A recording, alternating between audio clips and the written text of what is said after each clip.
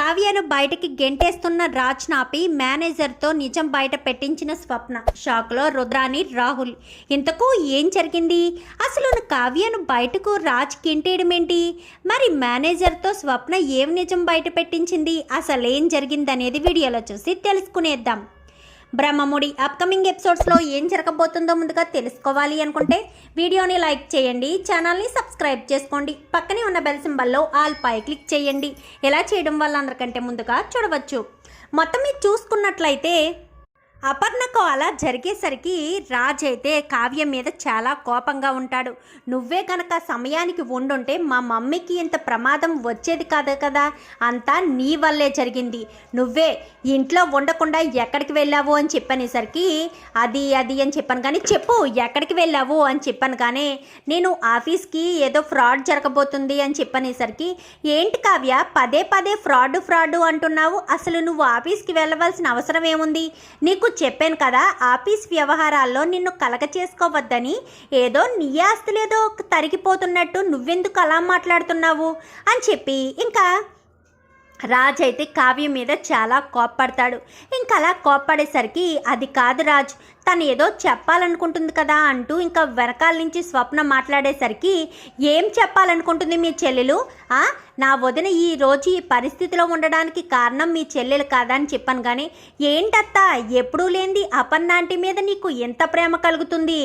ఎవరినైనా విడదీయడంలో ముందుంటావు కదా.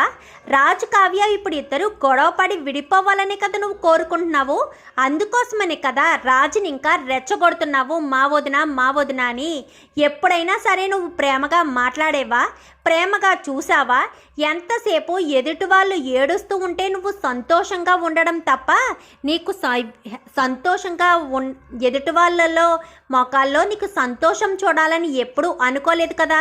అలాంటిది నువ్వేంటి ఈరోజు అపర్ణ ఆంటీకి ఏదో ప్రమాదం జరిగితే దాన్ని అలసుగా తీసుకొని నా చెల్లెల్ని ఇంట్లోంచి పంపించేయడానికి సాకులు వెతుక్కుంటున్నావా?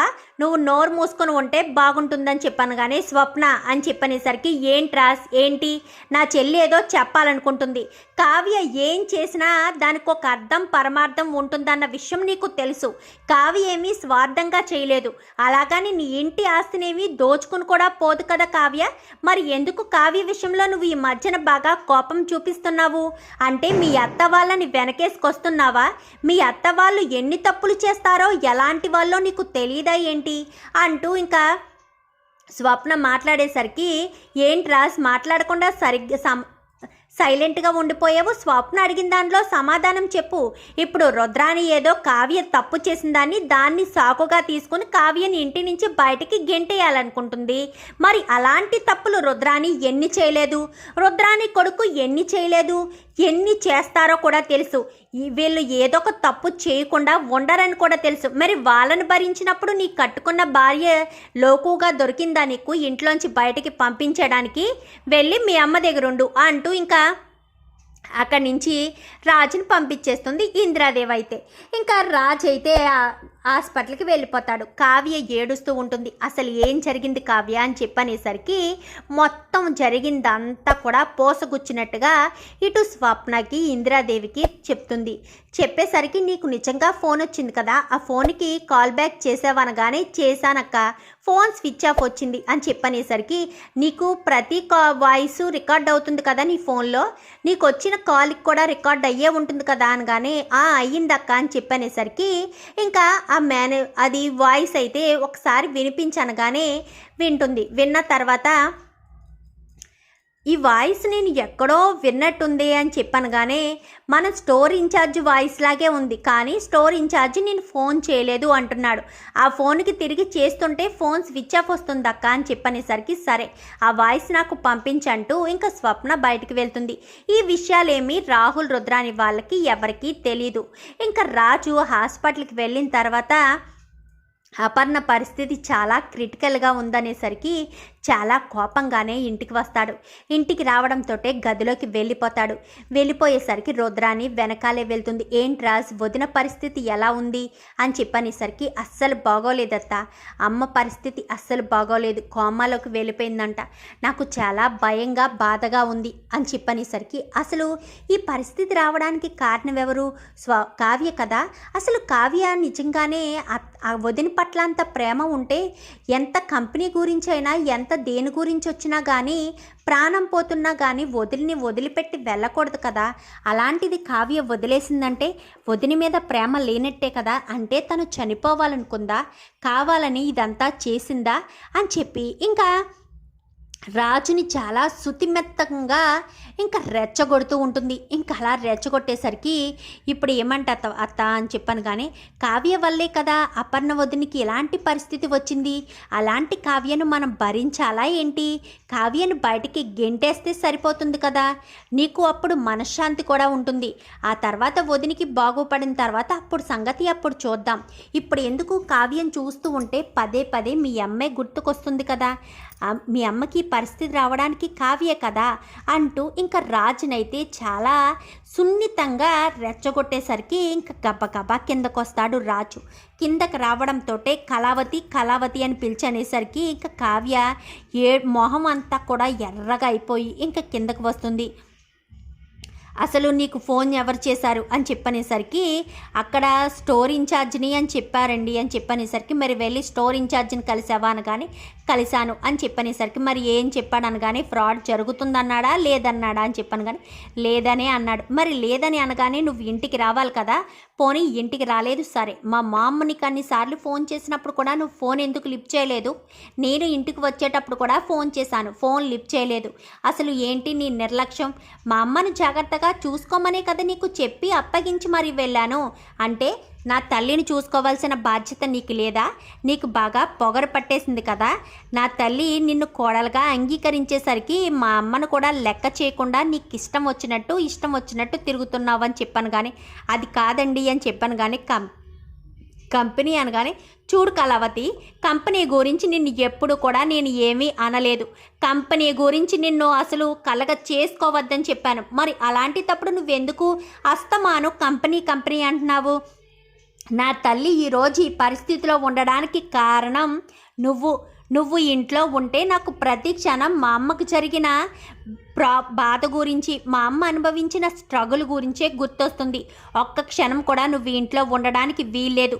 ఇప్పుడే ఈ క్షణమే నువ్వు ఇంట్లోంచి బయటికి వెళ్ళిపోవాలి అని చెప్పి రాజ్ అనేసరికి ఏంటి రాజ్, ఏంటా పిచ్చి నిర్ణయం అని చెప్పి ఇంక ఇందిరాదేవి అనగానే తప్పేముంది అత్తయ్య, అక్కకి పరిస్థితి రావడానికి కారణం కావ్య అయినప్పుడు కావ్యనెందుకు ఇంట్లో ఉండనివ్వాలి?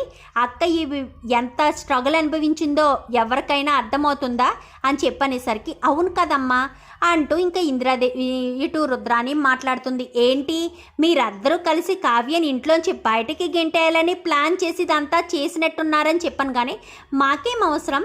వదిన్ని నేను ఎప్పటి నుంచో చూస్తున్నాను. వదిన్ని నేను ఎందుకు ఇలాంటి పరిస్థితికి తీసుకురావాలనుకుంటాను? అయినా వదిన ఆరోగ్యంగా ఉంటేనే కదా మేమంతా సంతోషంగా ఉంటాము. మాకేం అవసరం అమ్మా అంటూ ఇంకా మాట్లాడేసరికి మీకు కాకపోతే ఎవరికి అవసరం? మరి ఇప్పుడు ఎందుకు ఇలా మాట్లాడుతున్నారు? అయినా కావ్య ఇంట్లోంచి వెళ్ళిపోవాలని ఎందుకు కోరుకుంటున్నారు?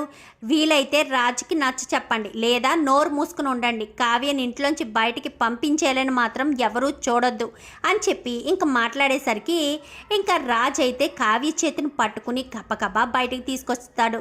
ఇంకా బయటికి ఎలా తోసేద్దామనుకునేసరికి ఒక్క నిమిషం రాజు అంటూ ఇంకా స్టోర్ ఇన్ఛార్జిని తీసుకొచ్చేసరికి ఒక్కసారిగా రుద్రాని రాహుల్ షాక్ అయిపోతారు. ఇంకా రుద్రాని రాహుల్ అలా నిలబడిపోతారు. ఏంటి ఇతనేనా నీకు ఫోన్ చేసింది అని చెప్పనేసరికి అవును ఇతనే అని చెప్పాను కానీ నేను చేయలేదు సార్ అని చెప్పనేసరికి ఏంటి నువ్వు ఫోన్ చేయలేదా? మరి వాయిస్ ఎవరిది? నీకు నేను చెప్పింది మర్చిపోయావా ఏంటి అని చెప్పి ఇంకా స్వప్న అంటుంది. ఎందుకంటే ఇంకా స్వప్న ఆ వాయిస్ రికార్డుని తీసుకుని నేరుగా ఆఫీస్కి వెళ్ళిపోతుంది. అలా ఆఫీస్కి వెళ్ళిన స్వప్న ఇంకా అక్కడ ఉన్న స్టోర్ ఇన్ఛార్జిని నిలదీసేసరికి నాది కాదు అంటాడు. మొదట నాది కాదు అన్న తర్వాత తడబడేసరికి చెంప చెల్లు అనిపించడంతో రాహుల్ ఇదంతా చేయించాడని చెప్తాడు. అదే విషయాన్ని ఇంటికి వచ్చేదాకా ఇంకో దెబ్బ పడాలా ఏంటని చెప్పాను. కానీ లేదు మేడం, చెప్తాను సార్, నన్ను క్షమించండి, ఇదంతా రాహుల్ సారే కావాలని నా చేత చేయించారు. రాహుల్ సారే కావ్య మేడంకి ఫోన్ చేయించి కావ్య మేడం ఆఫీస్కి వచ్చేలా చేయమని చెప్పారు. అక్కడికి వచ్చిన తర్వాత ఎలాంటి ఫ్రాడ్ జరగట్లేదని నమ్మించి స్టోర్ లోపలికి వెళ్ళి మొత్తం అంతా వెతికేటట్టుగా మేడంని డిస్టర్బ్ చేయమని చెప్పారు. మేడం అందుకే ఆఫీస్కి వచ్చారు సార్, అంతే తప్ప నాకు ఇందులో ఇంకేం తెలీదు అని చెప్పనేసరికి ఇప్పుడు నువ్వు ఎవరిని ఇంట్లోంచి బయటకు గెంటాయాలో ఆలోచించుకోరాజు. తప్పు చేసింది ఎవరు అపర్ణ అంటే ఈ పరిస్థితికి రావడానికి కారణమో ఒక్కసారి ఆలోచించు. కావాలని కావ్యను ఆఫీస్కి పంపించారు అంటే ఇక్కడ ఏదో ప్లాన్ చేశారనే కదా. ఇక్కడ ఏం ప్లాన్ చేశారో ఒక్కసారి ఆలోచించు అని చెప్పనేసరికి రాహుల్ ఇలా రానగానే ఏంటి రాజ్ అనగానే ఇంకా రాహుల్ చెంప చెల్లు అనిపిస్తాడు రాజ్ అయితే. ఇంకా అలా అనిపించి వెంటనే పీకి పట్టుకునేసరికి రాజ్ ఏం చేస్తున్నావు అనగానే నువ్వు అస్సలు కలగజేసుకోవద్దత్తా అని చెప్పనేసరికి నా కొడుకు అని చెప్పాను. కానీ సరే, అక్కడ నా తల్లి చావు బ్రతుకుల మధ్య ఉంది కదా, నీ కొడుకు తప్పు చేశాడని నాకు క్లియర్గా అర్థమవుతుంది. ఏమీ లేని కావ్యని ఎందుకు అలా మిస్లీడ్ చేసి ఇక్కడి నుంచి పంపించాలని చూశారు? మా అమ్మని మీరిద్దరే ఏదో చేశారు, అందుకే ఏం చేశావో చెప్పకపోతే మాత్రం రాహుల్ని చంపేస్తాను అంటూ పీకి పట్టుకునేసరికి అది కాదు అని చెప్పనగానే ఏది కాదు చెప్తావా చెప్పవా అంటూ మాట్లాడేసరికి చెప్తాను అంటూ ఇంకా వదినవి బీపీ టాబ్లెట్స్ నేనే మార్చేశాను. వదినికి హై బీపీ పెరిగితే తను చనిపోతుందని ఇదంతా మేమే కావాలని చేశామనగాని ఇప్పటికైనా అర్థమైందా? ఎవరు ఏం చేశారో ఎవరు ఎలాంటి వాళ్ళో ఇప్పటికైనా అర్థం చేసుకోరాచ్చు అని చెప్పి ఇంకా స్వప్న మాట్లాడేసరికి బాగా అర్థమైంది అని చెప్పి ఇంకా రాజ్ అయితే కావ్యాన్ని లోపలికి తీసుకెళ్ళి రుద్రాని రాహుల్ని అయితే బయటికి పంపించేస్తాడు. ఇంకా లోపలికి వస్తాం రాజ్ అని చెప్పాను. కానీ మీరు ఇంట్లో అడుగు పెట్టడానికి వీల్లేదు. నా తల్లికి ఆ పరిస్థితి రప్పించిన మీరు ఇంటి బయటే ఉండాలి. కాదు కూడదని ఇంట్లో అడుగు పెడితే మాత్రం నేను పోలీసులకు ఫోన్ చేసి మరీ చెప్తాను అని చెప్పి మీ మీద కంప్లైంట్ ఇస్తానని రాజ్ అనేసరికి ఇంకా రుద్రాని రాహుల్ ఏం మాట్లాడలేక సైలెంట్ అయిపోతారు. చూద్దాం మరి రాబోయే ఎపిసోడ్స్లో ఏం జరుగుతుందో. వీడియో నచ్చితే లైక్ చేయండి, ఛానల్ని సబ్స్క్రైబ్ చేసుకోండి, పక్కనే ఉన్న బెల్ సింబల్లో ఆల్ పై క్లిక్ చేయండి. ఇలా చేయడం వల్ల అందరికంటే ముందుగా చూడవచ్చు.